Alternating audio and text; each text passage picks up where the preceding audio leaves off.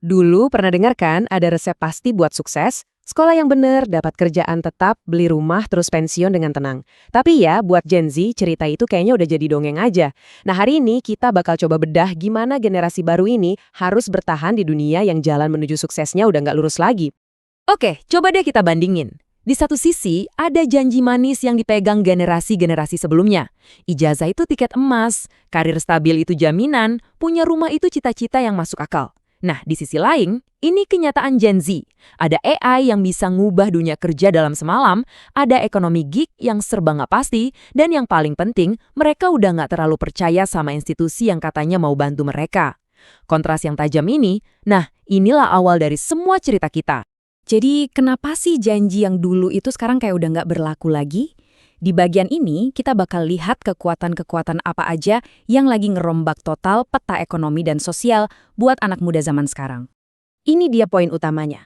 Bayangin aja, Gen Z ini kayak kejebak di antara dua badai besar sekaligus. Pertama, badai teknologi dari AI yang bikin konsep kerja seumur hidup itu goyah banget. Kedua, badai dari institusi, pemerintah, pendidikan, keuangan yang rasanya udah nggak sekokoh dan seandal dulu lagi. Ini bukan cuma tantangan biasa loh, ini fondasinya yang lagi digoyang habis-habisan. Biar kebayang bedanya, coba kita lihat formula sukses buat generasi baby boomer. Mereka bisa sekolah, terus yakin bakal dapat kerja bagus. Bisa meniti karir pelan-pelan, lihat harga rumahnya naik terus, dan nabung buat pensiun. Semuanya ini didukung rasa percaya penuh sama sistem yang ada. Wah, itu dunia yang serba jelas dan bisa diprediksi, yang sekarang rasanya udah jauh banget. Tapi jangan salah ya, Gen Z itu bukan cuma satu kelompok yang sama semua. Pengalaman hidup mereka itu beda-beda banget, tergantung seberapa cepat teknologi berubah pas mereka lagi tumbuh. Yuk kita lihat lebih detail. Coba deh lihat lini masa ini. Gen Z yang lahir tahun 97 itu tumbuh di dunia yang beda banget sama yang lahir setelah tahun 2010. Ada momen peluncuran iPhone, ledakan TikTok, dan tentu aja pandemi. Setiap kejadian besar ini ngebentuk cara pandang yang beda-beda banget buat tiap kelompok di dalam generasi ini. Nah, ini dia tiga kelompoknya. Ada Gen Z 1.0, si generasi jembatan. Mereka ini masih ingat rasanya hidup sebelum internet ada di mana-mana. Terus, Gen Z 1.5, kelompok COVID, yang benar-benar ngerasain gimana dunia fisik berhenti total dan dunia digital jadi satu-satunya pilihan. Dan terakhir, Gen Z 2.0. Wah, mereka ini pribumi digital sejati. Buat mereka, dunia tanpa smartphone itu nggak pernah ada.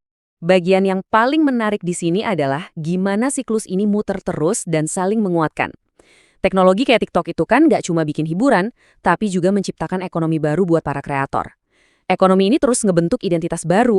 Orang jadi ngelihat dirinya sebagai kreator atau investor kripto. Nah, identitas digital ini ujung-ujungnya butuh teknologi yang lebih canggih lagi. Siklus ini muter terus, makin cepat.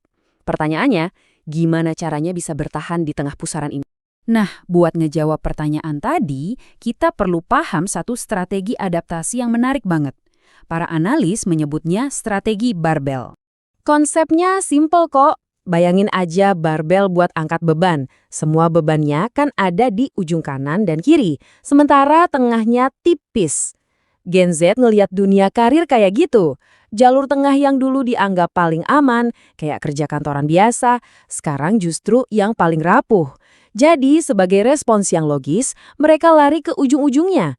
Pilih yang aman banget, atau sekalian ambil yang berisiko banget. Dan ini dia nih, kedua ujung barbelnya. Di satu sisi, ada para pencari keamanan. Mereka yang milih jadi tukang listrik, perawat, atau profesi lain yang butuh keahlian nyata yang susah digantiin robot. Di sisi lain, ada para penjudi digital. Mereka yang terjun bebas ke dunia kreator, main kripto, atau bangun startup, ngejar keuntungan yang bisa meledak berkali-kali lipat. Penting banget nih buat dicatat, ini bukan pilihan ngawur atau nekat loh. Keduanya itu respon yang sangat logis. Para pencari keamanan sadar kalau keahlian nyata itu jaminan di dunia yang serba nggak pasti. Sementara para penjudi digital lihat kalau sistem ekonomi sekarang itu seringkali ngasih hadiah paling besar buat yang berani ambil risiko paling besar. Kutipan ini benar-benar ngena banget. Di dunia yang diguncang AI dan ketidakstabilan, kerjaan yang dulu dianggap aman justru bisa jadi yang paling berbahaya. Coba deh, ngandelin satu perusahaan selama 30 tahun. Wah, di zaman sekarang, itu justru bisa jadi pertaruhan yang jauh lebih besar daripada belajar skill baru atau bangun brand sendiri di dunia online. Nah, Rasa cemas soal ekonomi dan strategi adaptasi ini ternyata nggak berhenti di urusan kerjaan aja. Semua ini mulai merembet dan ngasih dampak yang signifikan ke panggung politik. Data dari Amerika Serikat ini, sebagai contoh ya, nunjukin pergeseran yang mengejutkan. Di antara pemilih paling muda, dukungan buat partai yang biasanya jadi pilihan mereka itu anjlok sampai 23 poin.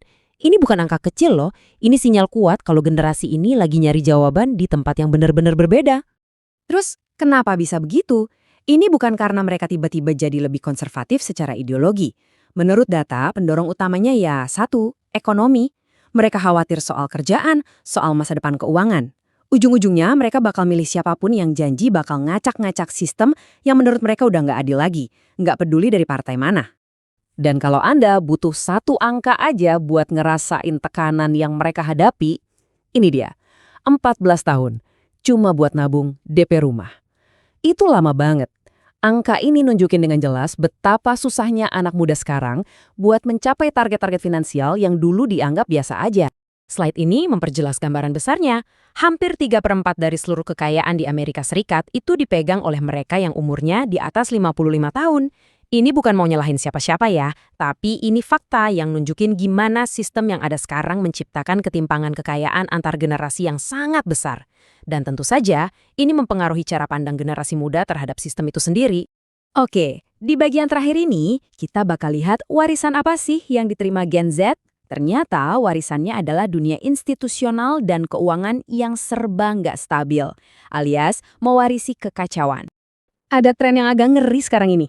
Keahlian dan pengalaman para ahli yang udah puluhan tahun membangun sistem itu kayaknya nggak dianggap lagi. Seringnya itu digantiin sama keputusan-keputusan yang impulsif. Jelas ini bikin ketidakpastian makin menjadi-jadi, karena tiang-tiang penopang stabilitas justru sengaja dilemahkan dari dalam. Perbandingannya kelihatan banget di sini. Dulu kalau mau ada perubahan besar di pemerintahan, itu dilakukan dengan hati-hati, ada kajiannya, ada diskusi dari banyak pihak. Sekarang, pendekatannya lebih kacau, main pecat massal, perubahan serba dadakan, yang akhirnya malah mengikis kepercayaan kita pada proses dan stabilitas itu sendiri. Jadi, ini dia akar masalahnya. Isunya bukan lagi sekedar gimana caranya bikin pemerintah jadi lebih modern atau efisien. Tantangan yang paling dalam adalah soal legitimasi.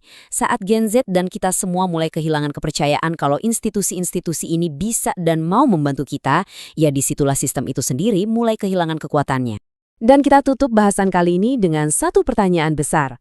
Di dunia di mana jalur karir udah goyah, institusi nggak bisa dipegang, dan teknologi mengubah segalanya dalam sekejap, sebetulnya apa sih arti stabilitas itu? Mungkin inilah pertanyaan paling penting yang harus dijawab oleh generasi ini dan juga oleh kita semua.